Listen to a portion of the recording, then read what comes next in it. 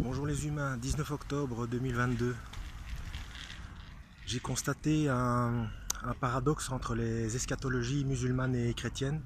Alors, eschatologie, pour ceux qui ne connaissent pas, c'est la science qui interprète les signes de la fin des temps.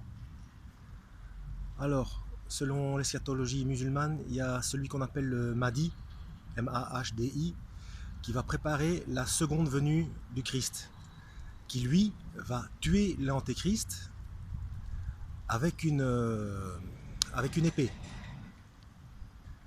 Alors, le problème est le suivant, c'est que dans l'eschatologie chrétienne, dans l'Apocalypse, il n'y a personne qui prépare la seconde venue du Christ. Par contre, il y a quelqu'un qu'on appelle le faux prophète qui prépare la venue de l'antéchrist. Et qui va subir une agression, donc un attentat mortel. Il aura une blessure mortelle, mais il va ressusciter. Et c'est pour ça que les gens le prendront pour le Messie. Là, il va régner un certain temps.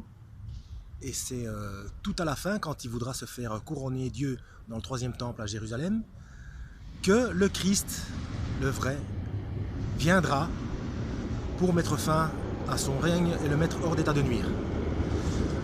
Alors, est-ce que vous comprenez le paradoxe?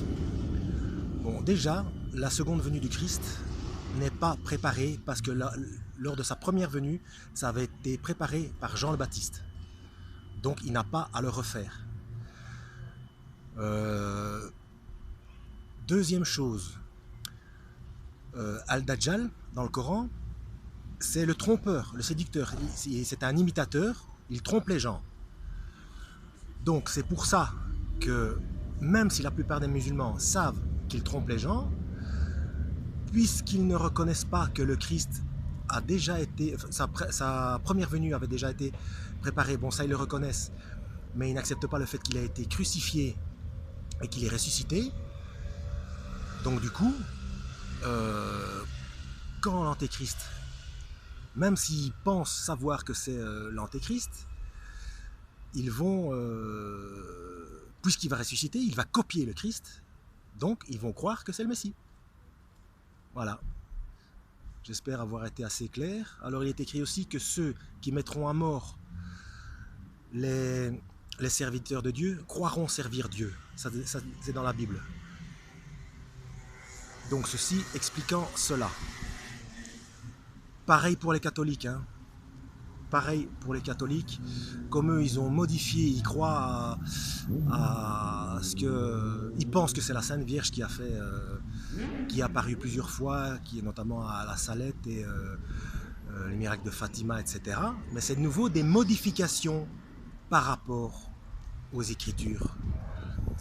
Et j'ai même eu confirmation que les catholiques pensent que grâce à la Sainte Vierge, il y a eu une sorte de dérogation. Donc ça ne va pas se passer exactement comme c'est écrit dans l'Apocalypse. Donc c'est aussi une arnaque. Donc quant à ceux qui vont mettre à mort les serviteurs de Dieu qui penseront servir Dieu, il y aura des catholiques dans le tas aussi, hein, forcément. Ils seront aussi manipulés.